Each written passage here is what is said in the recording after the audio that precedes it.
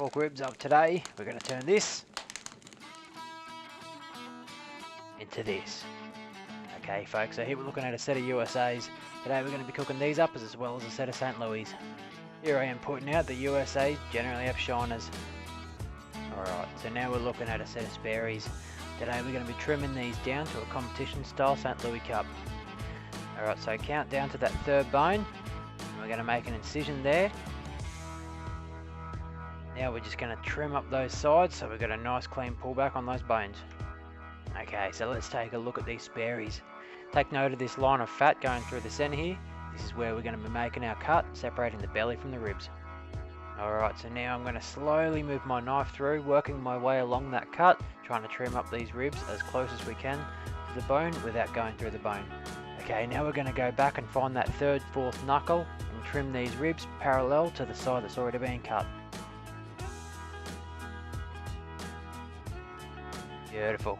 Now we've done that, we can trim up the ribs, making sure they're nice and pretty, ready for rubbing.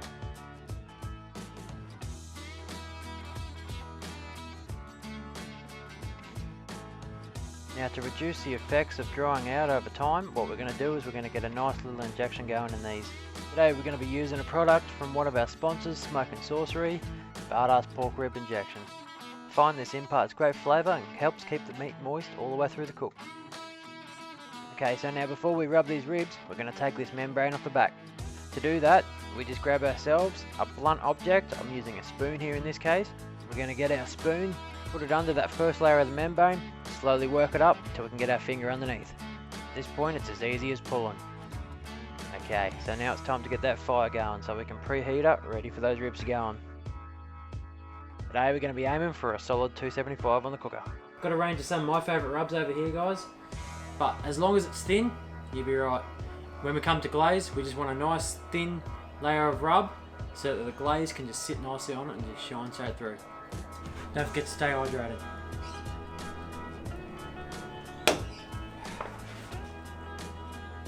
Once they're up to temp, we're going to chuck them on. Alright folks, so now we've been about an hour and 15 minutes. We're going to check what these ribs look like. Definitely starting to get a nice colour about them. Probably going to leave them for about another 15 minutes and come back. Alright, so it's been another 15 minutes. Now we're going to wrap these ribs. First off, I'm going to cut some butter, put down some sugar, and then we're going to put some sauce in the mix. Now the idea is we're trying to impart moisture and also some more sweet flavours onto the meat while we're wrapping. This is going to accelerate the cook as well as help keep the meat nice and moist. Alright, so now that we've put them back in, been about another 50 minutes wrapped. I've had a feel to make sure they've got nice flex about them without pulling off the bone, and they're probing very nicely, sitting around that 205 to 208 degrees. Now we're going to take them off, rest them for an hour, and give them a nice saucing. Now they're back on, we're just going to get our sauce bottle, pour over whatever we're using, give her a nice light brush across the surface, making sure she's nice and even and not pulling across the top. Then we're going to leave her another 15 minutes, come back and see what they're looking like. Going inside, gonna slice up. Oh, perfect. Let's see how they slice, eh?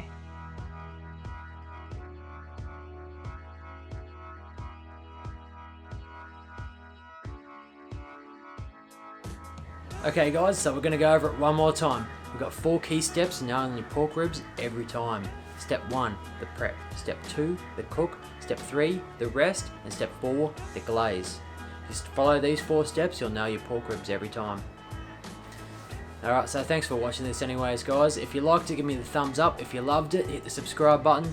And don't forget to join me next week for the next installment of the Smokin' Fives.